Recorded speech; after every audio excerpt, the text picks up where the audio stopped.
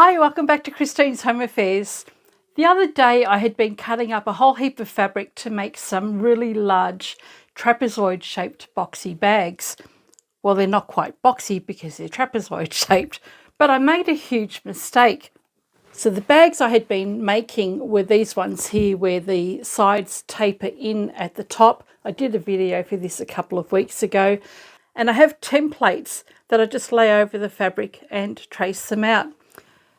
I went and put my templates the wrong way around. I had one big piece on the top, one big piece on the bottom. It was upside down, wasn't going to work.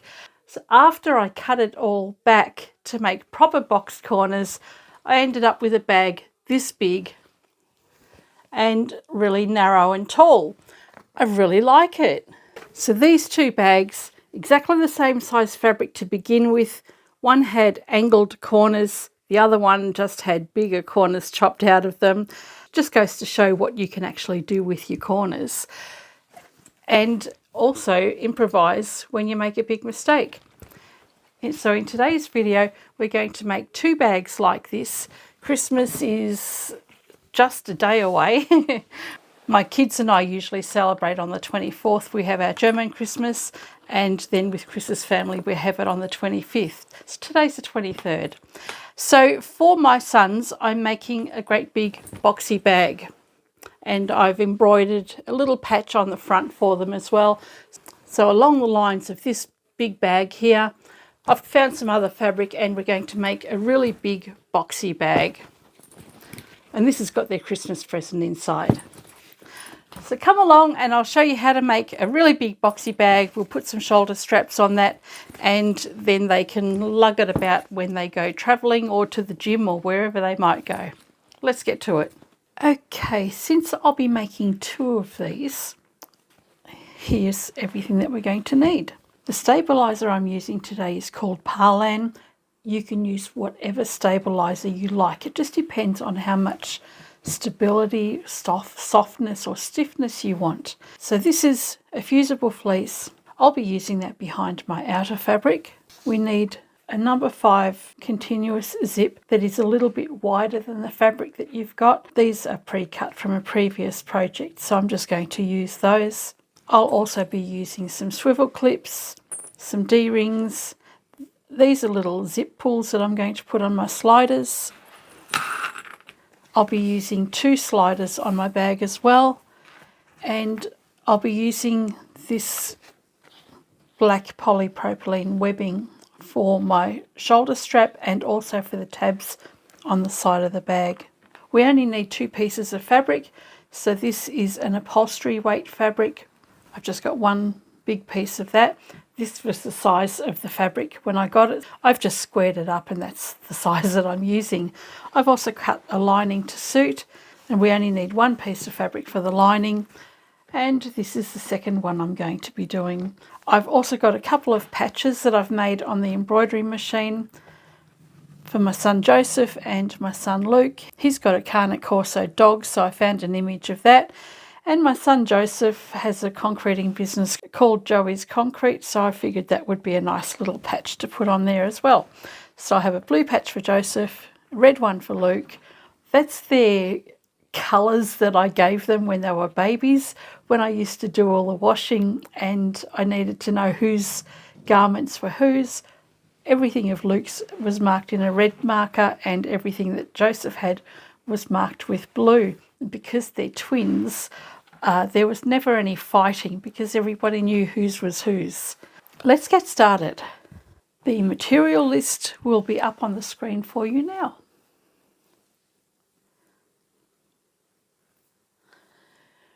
The first thing you want to do is take your piece of fusible stabiliser and iron that to the wrong side of your outer fabric.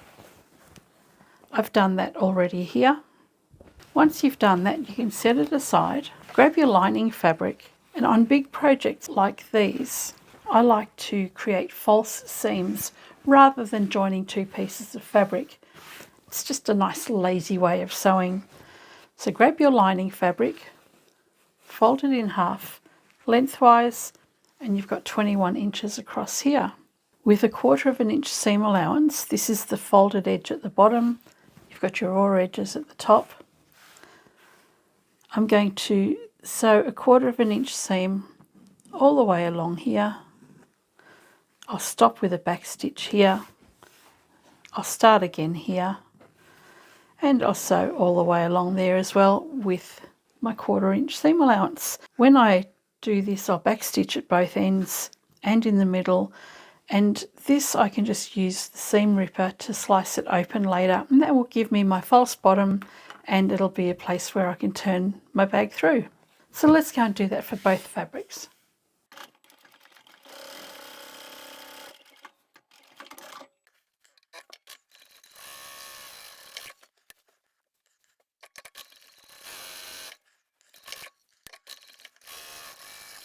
With that false seam done, the stitching line ends here and here. I'm going to come back about 2.5 centimetres or an inch closer to the outside, and I'm going to put my seam ripper in about an inch away from that back stitching, and then just slice the fabric open until about an inch beyond the back stitching, and there's the opening in the fabric. Then you can finger press that just to put a nice crease in the fabric. That will help when we close up the bag later. So I can set that one aside. I'll do the same for this. So that one's done as well. And now we can start putting our zips in. So whilst I was at the machine, I've also gone and sewn the patch on for Joseph's and Luke as well. All right, let's take this one. We're going to place our continuous zip over the top. This is the short edge along here, and we've got the long edge over here. So there's 21 inches across here. Double-sided tape is my go-to for all the zips that I put in. It saves so much time when I make up a big batch of these bags, which is what I usually do. Okay, place the zipper tape with the coil or the teeth faced down. Line that up along the top edge and press it in place. I mentioned earlier it would be better to have your zip a little bit longer, probably just 1 or 2 centimetres longer on each side. I'm going to remove the lower section. If you don't have access to continuous zips and you want to use a regular zip, you can. Just get one that's several inches longer, and I'll pop a link to the previous trapezoid pouch and you can see how a regular zip can go in. Some more double-sided tape. Then we can grab our lining, and we're going to place our lining with the right sides facing, so the printed side facing the printed side of the upholstery fabric.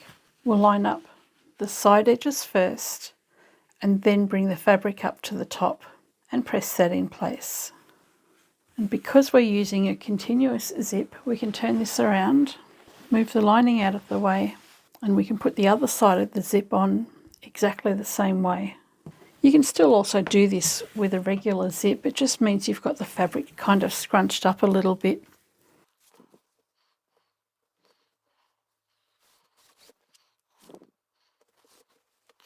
This is all very repetitive work,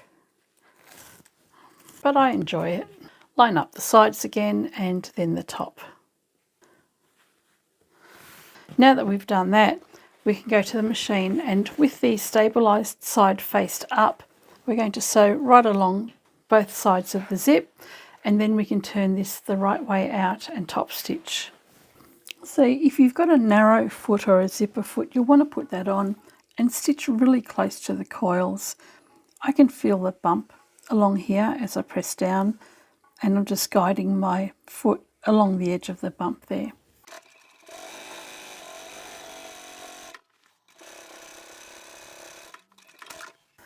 And I'll do exactly the same for the other side.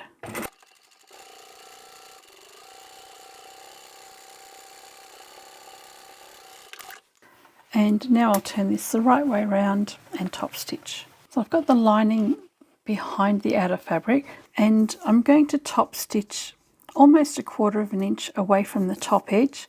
Because this is so thick and bulky, I want the fabric underneath to actually sit a little bit further down. It helps prevent the lining from popping forward.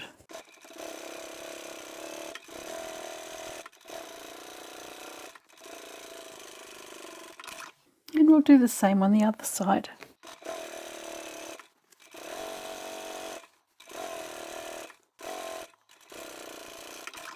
Okay, the zipper tape has been put in. Now we need to put our sliders on. Bring the fabric around so that you've got the zip in the middle and the outer fabric faced up. Normally I would have a little bit more tape at the end of my zip, but that doesn't matter. I'm going to line up the edge of the fabric so that that sits nice and straight, and then I'm going to trim the edge of the tape there so that the teeth are nice and even. So my fabric is straight and then my teeth are even. Grab the slider.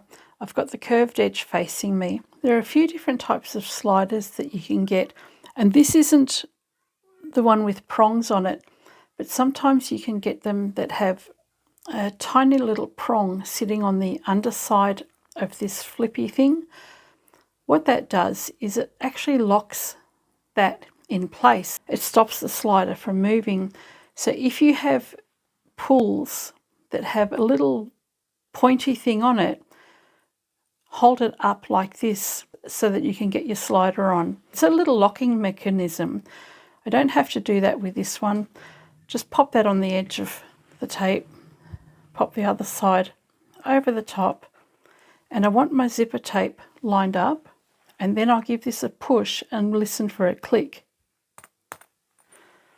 Once I hear that, I know that my teeth have connected, and then I can push that along. Let's slide this to the other end. Ideally, you'd like your fabric lined up here as well, but if you haven't cut it straight, which I obviously haven't, then we won't worry about it. It'll be hidden in the seam allowance. Again, I'm going to even up the teeth, grab my next slider and put that on in exactly the same way. So once I can see my tape is even, push, hear that click, and I started off with even teeth. It's ended up staggered.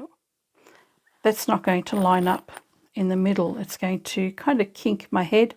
So I'll take that off and try again.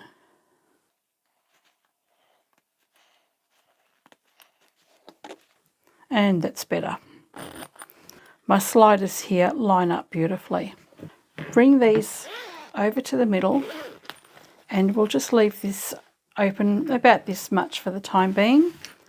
And we need to put some tabs on. Grab your long length of webbing and cut off 5 inches or about 12 centimetres, and then we can cut that in half, and we've got 2. Grab your D-rings, pop that in the middle and fold that over, and we can place the D-ring with our webbing directly over the centre of the zip. Now we're only going to attach it to the top side. I'll line that up along here. So I've got the back section left alone, and I'll sew this in place. Turn around and we'll do the same for the other side. And what this does is it puts our tabs on with a D-ring in preparation for our shoulder strap later, but it also closes up the end of the zipper teeth and you won't accidentally undo it later. So we can sew right over the edge of both of those. So I'm just going to fold the back section underneath here and place my tab over the zipper tape, and I'll sew straight across a few times.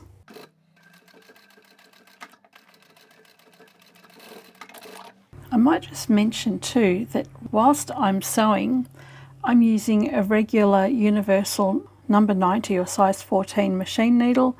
Even though I'm using upholstery fabric, I'm sewing over the zip and I'm sewing over the webbing layers. I'm not having any trouble with the needle sewing through all of those layers. This will also work with your normal home sewing machines as well, but I did used to find that my computerized machines, they really struggled. The old mechanicals are fantastic. Let's do the other side. Okay, we've got the tabs in on the side. I'm going to open my zip even further now. This will make it much easier for me to box my corners. And I've only used 1/4 inch seam allowance when sewing these in. I'll be using a 1 centimetre or 3/8 inch seam allowance when I sew up the sides and when I do the box corners. Let's separate the lining and the outer fabric and turn this all inside out. And what we want to do is find the centre of our outer fabric. We already know the centre of our lining because we've stitched a seam down there. Bring the edges together until they're even on the side there, and you can mark it with a pin or notch it out. Repeat for the other side. You could have done this earlier, it would have been easier to do, but that's fine, we can do it now. Okay, so now take that centre notch that we've just made and we're going to line that up with the centre of our zipper here. This D-ring, you want to make sure that that sits to the inside of the fabric from now. If you have that sitting up here when you sew the side seam, you're going to break your needle. So I'm going to line up that notch with the centre of my zip up along here. I'll secure the edges together, but I'm not securing it to the lining just yet. So at the moment, it's only the outer fabric that we've got clipped. Repeat for the other side. Make sure that is inside the bag. Flip this the other way around, and then we can take our lining and that false seam that we've created, we can line that up with the centre where the zipper tape is now, and then we can just clip all of those layers together and repeat for the other side. So line up that centre seam.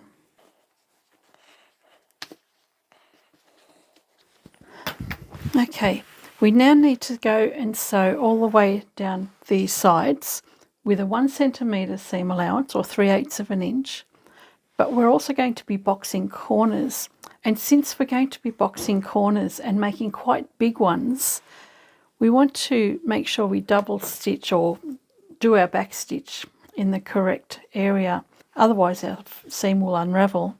I'm going to mark a reference point for my box corners. On the folded edge, I'm measuring 9 centimetres or 3.5 inches. That's from the folded edge, not the raw edge. I'll do that on each side.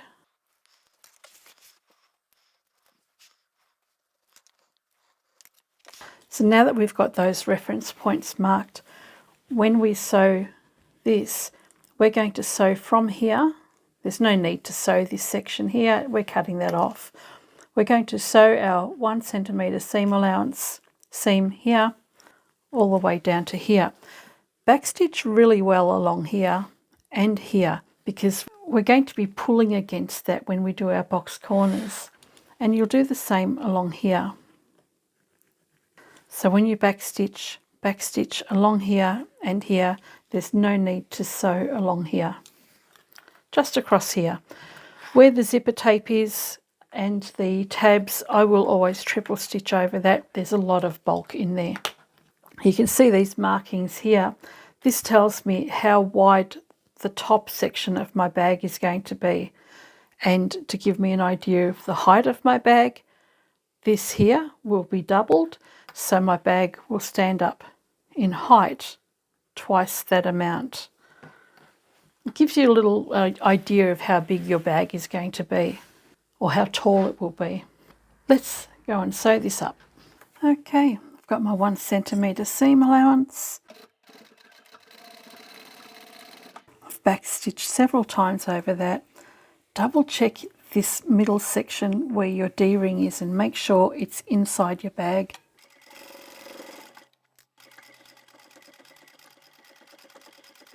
So I've triple stitched over that, still using my regular number 90 or 14 needle.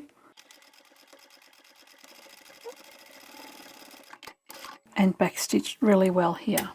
I'll repeat for the other side.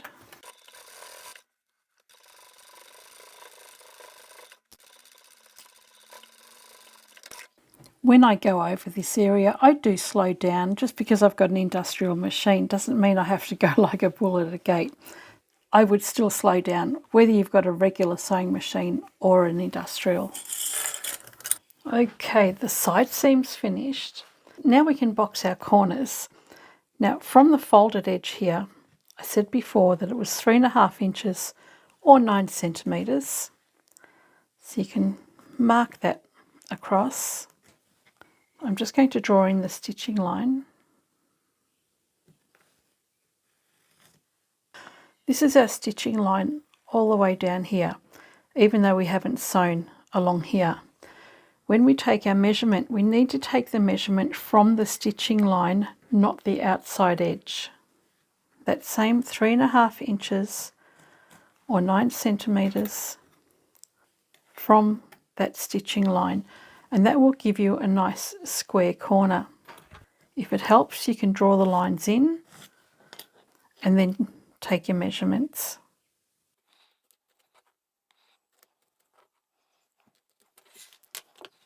Once you've done that, you can cut through all the layers together.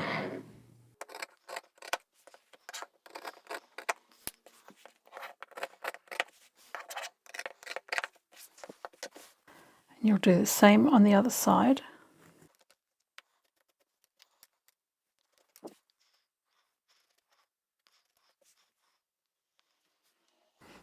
And double check that you have got your measurements correct, because it's very easy not to make that allowance for your seam.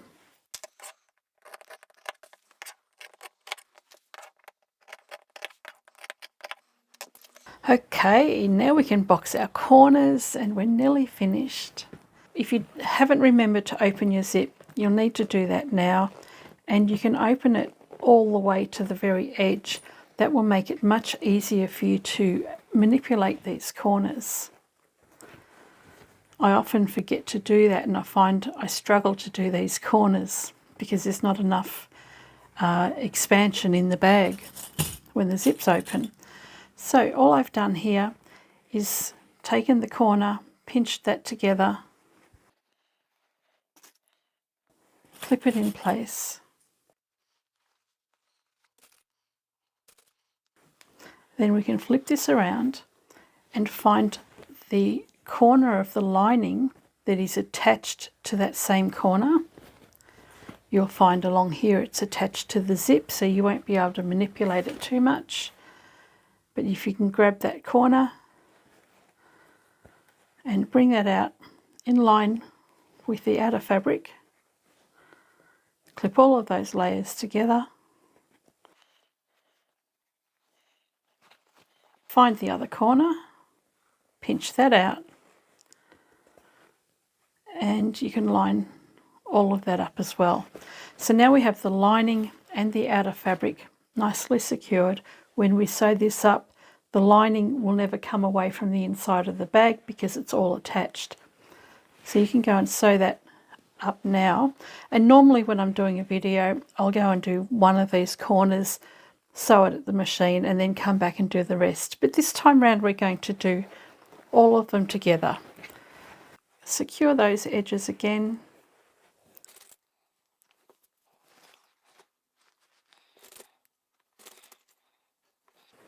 And then come around and grab the lining that is attached to that corner.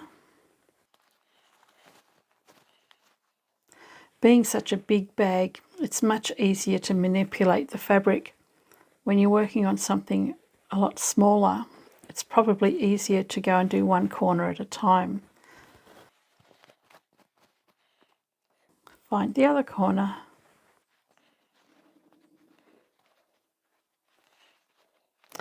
Okay, that's one end of the bag done. So I've got this end and this side done here. And one will hide away inside the bag somewhere, kind of gets lost while you're doing all of your corners. So let's flip it around, pinch that out, and I'll quickly go and line all of this up. And I'll also do the one for the other bag as well.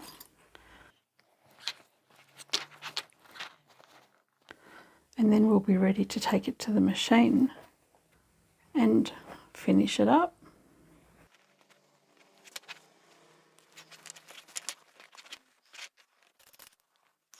I must say I really enjoy working with upholstery fabric. It's so nice to sew. Whether you stabilise it or not, it's really nice to work with.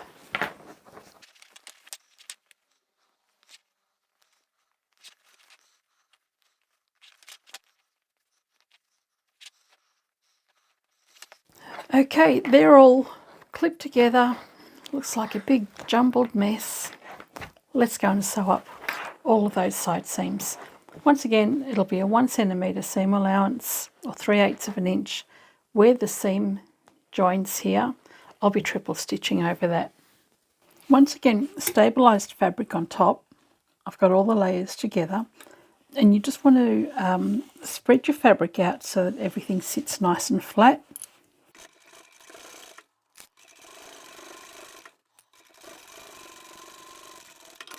And that's all you've got to do on each corner.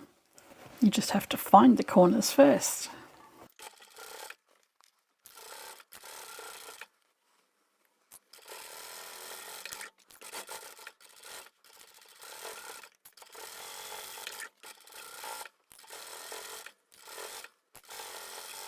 All of those corners are finished. Now we just have to find our opening in the lining, which is right here. And then we can turn it the right way out, and you'll poke out all of your corners, and then we can close up the opening in the centre.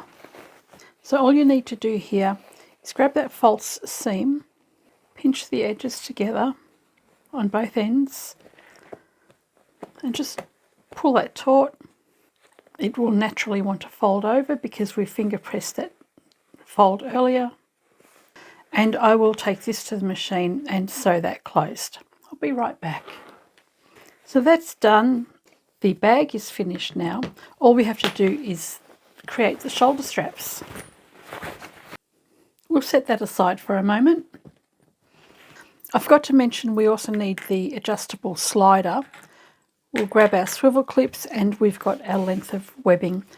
This, after the tabs have been cut off, will measure 60 inches or 1.5 meters. Grab your webbing and your slider, pop one end through one side, then move the slider over and pop the other end around the adjustable section. And then we're going to fold this edge under by about 1 inch or 2.5 centimeters. Move the slider across, fold it under one more time by about the same amount. I'll just pop some clips in there and hold that in place. I'll take this to the machine and I'll sew along here a few times and then along the other side. So I'll just do 2 rows of straight stitching to secure that in place. Then what we will do is grab one of your swivel clips, pop that on. So we can do all of this at the machine in one go. So pop the swivel clip on, keeping the webbing nice and flat. Grab the other end, and we're going to feed that through and then feed that through the other side. Just pull that all the way through, and you'll have your swivel clip secured in along here. That is about to be sewn up. Keep this nice and flat. Pop the other clip over the end, and then we'll fold this over twice, and we'll sew that up as well. When you've folded these edges under, this is how your strap should look. We've got the adjustable slider on this side here. The folded edges are to the inside of this loop. This is nice and even all the way around, and these folded edges are to the inside as well. Let's go and sew those up, and then we are finished. Just sew as close as you can get to the metal bar underneath. And then one more time in the top section.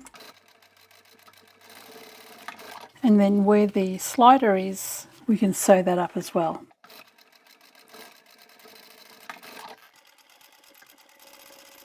With the webbing done and our bag, we can now put the straps on the side.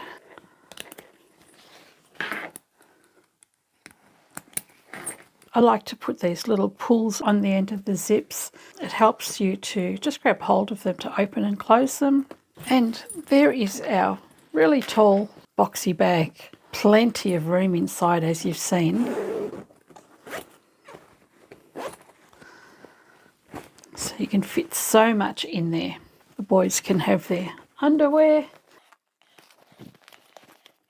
all neatly packed inside. This is kind of expected of me every year from my boys. Was that too much information? I'm sure it was for them.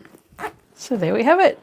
One kangaroo Joey for Joseph and one Cane Corso for Luke. So what do you think of that? I'm hoping my boys like this. You know what boys are like. They don't really show much expression when it comes to handmade items. But I'm really happy with this. It's got a huge patch on the front. I opted to go for a patch rather than embroidering straight onto the fabric because I was up all last night trying to embroider directly onto some fabric and I had no end of trouble with it, even with the stabilizer.